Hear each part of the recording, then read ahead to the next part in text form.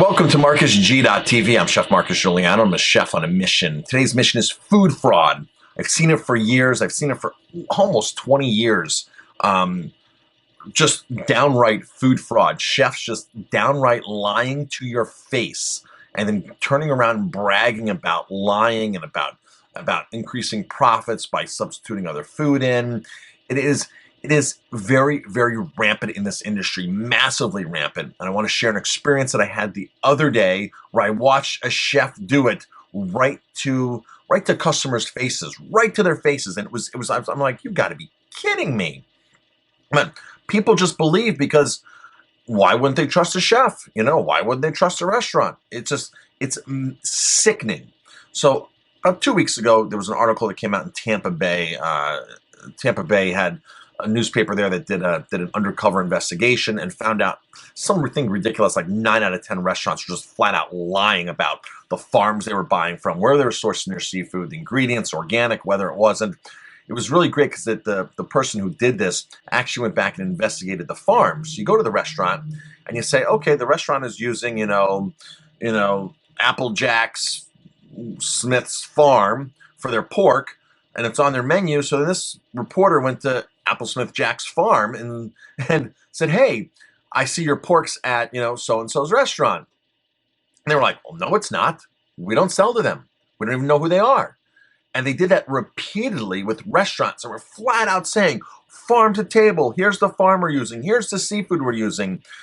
And it's so, people don't understand what a vicious business this is. And the reason why I started foodfraudtv.com is because I want to expose these people, because it's sickening to think that I have colleagues out there that just don't care. Their ethics, their standards, just totally lacking. So I was in an event this last weekend, and I saw the chef was serving food, and the people were saying, oh, is this like local, this and that? And they were asking about the meat.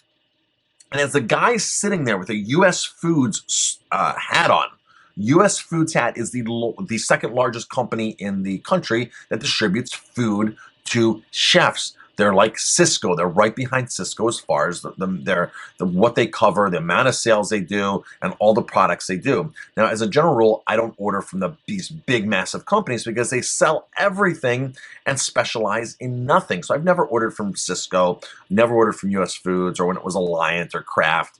And there was another one out there for a while. Never touched them. I was told years ago when I got my first executive chef job that I had to use Cisco and I had to sign a prime vendor contract with them. And that was part of my job description.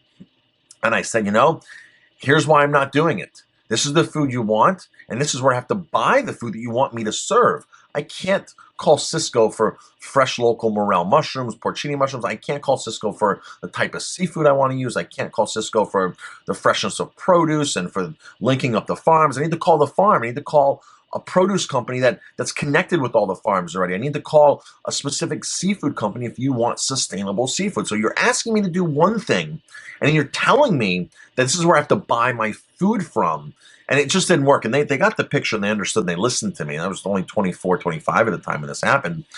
And back then, as soon as I became an executive chef at that age, when I was around other chefs through chef organizations, I would hear all this talk about how I'm buying tilapia and I'm selling it at snapper, I'm making a killing, or I'm buying this cheap flounder, we're calling it sole. And in culinary school, we were taught marketing. We had a marketing class, and we were taught the buzzwords of what sell.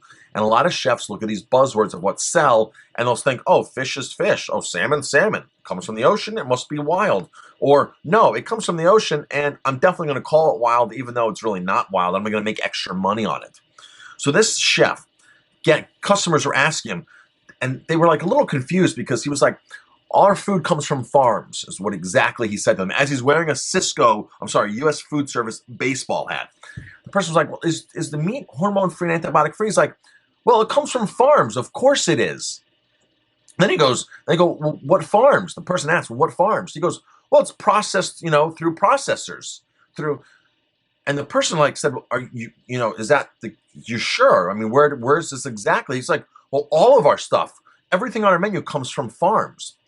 I'm looking at this guy. Well, yeah, everything on your menu does come from a farm. It can come from a factory farm. It can come from a massive farm that's pumping hormones, antibiotics, that's putting 250,000 cattle in a 5-mile square radius in a feedlot and pumping them full of all kinds of crap. Yeah, that's considered a farm. If you look at the definition of farm, that's a farm. So all this chef kept saying was, all of our food comes from a farm. It all comes from processors. It all comes from processors all over, is what he was saying. But yeah, it's hormone-free. It's antibiotic-free. Not once could he provide a name of a specific farm. Where exactly the food was coming from. It's just farm, and it's all hormone-free. It's all antibiotic-free, and it's all farms. It's all farms. It's all real pure food, is what this guy kept saying, as he had his U.S. Foods hat on. I'm looking at this guy. I'm like, man, oh man. The person there that was asking the questions, I could tell wasn't buying it 100%.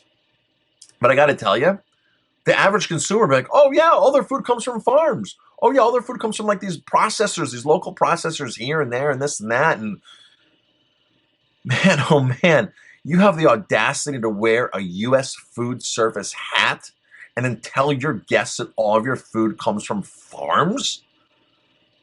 Like you're pretending like it's coming from all these small, and maybe they were using some farms and this and that. But I got to be telling you, if you're buying from U.S. Foods, there's a lot of stuff you're getting there that is coming from a very large food supply chain like General Mills, ConAgra, Montfort, IBP, whatever it is.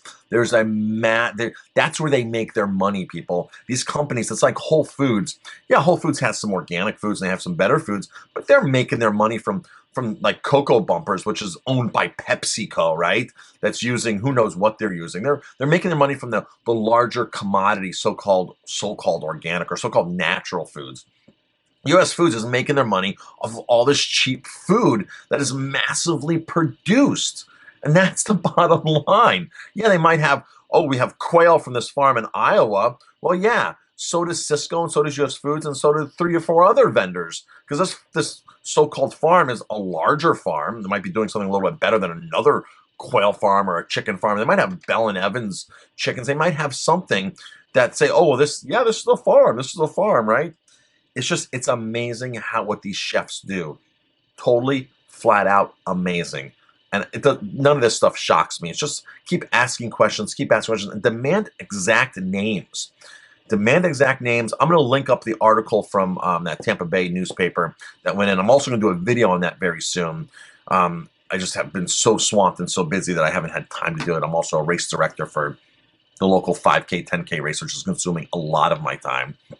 So, I'm Chef Marcus Guiliano. Thanks for watching. If you like my videos, please hit like, subscribe to my channel, and definitely pass it on.